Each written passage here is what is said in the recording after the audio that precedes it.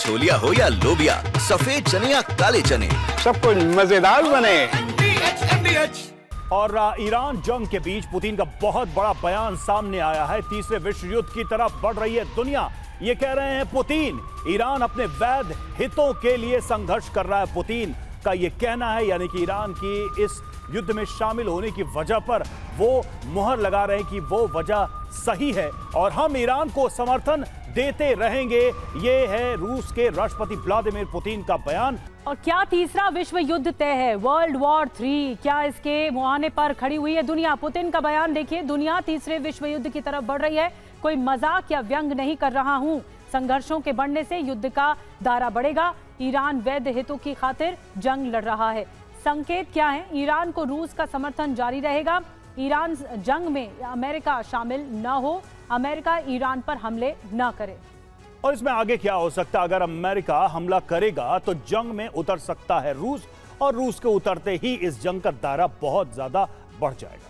Singh sir, आपसे शुरुआत कर रहे हैं। अगर पुतिन ये कह रहे हैं कि वर्ल्ड वॉर 3 के ये संकेत हैं और मैं ना कोई मजाक कर रहा हूं ना कोई किसी तरह का व्यंग है, ये पूरी दुनिया के सामने डंके की चोट पर कह रहे हैं वो, तो क्या आपको हालात नजर आ रहे हैं? क्योंकि पुतिन का एक्सटेंडेड हाथ है, सपोर्ट है ईरान के प्रति, इजराइल के साथ अमेरिका खड़ा हुआ है, तो ये खेमा तो पहले से ही बटा हुआ है। अब आगे क्या?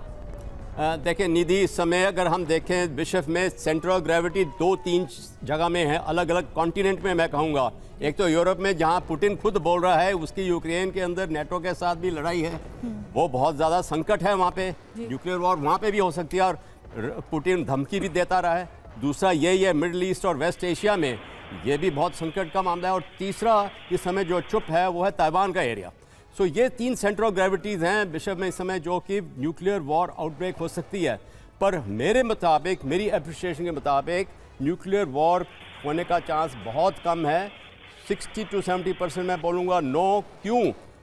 जब तक न्यूक्लियर वेपन स्टेट्स एक दूसरे के साथ न्यूक्लियर वॉर आरंभ करते हैं तभी न्यूक्लियर वॉर होगी, नहीं तो नहीं होगी। ये सिर्फ रीजनल वॉर रहेंगी और इसका है कि केवल 70 से 80% रीजनल वॉर स्टेटस ही रहेगा और मल्टीपल रीजनल वॉर हो सकती हैं। मैं जो यूक्रेन और रशिया के बीच में लड़ाई चल रही है उसको भी मैं यूरोपियन वॉर बोलता आया हूँ, इतने साल हो गए, 3 साल से ज़्यादा। ये भी रीजनल वॉर है मिडिल ईस्ट वेस्ट एशिया के अंदर, और उधर ताइवान में भी वैसे ही रहेगा क्योंकि अमेरिका आएगा। इसमें कॉमन डिनोमिनेटर रहेगा अमेरिका।